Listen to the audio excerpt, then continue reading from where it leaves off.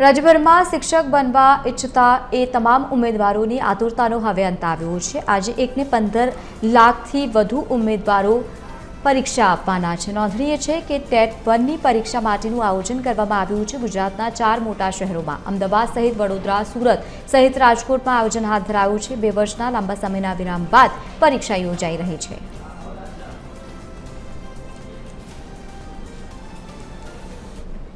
તૈયારી ખૂબ જ સારી છે અને ખૂબ જ એક્સાઇટમેન્ટ છે કે બહુ ટાઈમ પછી એક્ઝામ લેવાય છે અને સારી રીતે જાય અને સારી જગ્યાએ નંબર લાગે, સારા માર્ક્સ આવે એવી આશા છે।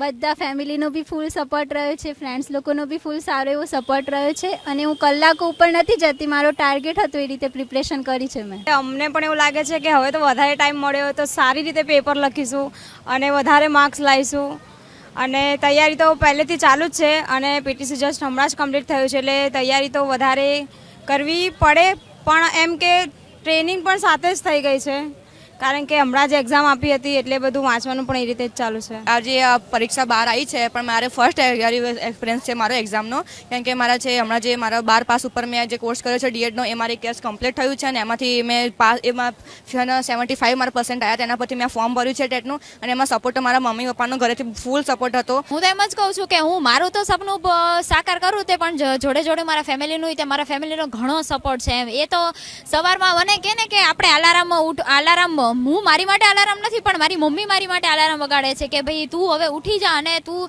દિવસ રાત મહેનત કર, એટલે જે અમારું સપનું છે તારું સપનું છે, તું એક પગ પર ઊભી થા।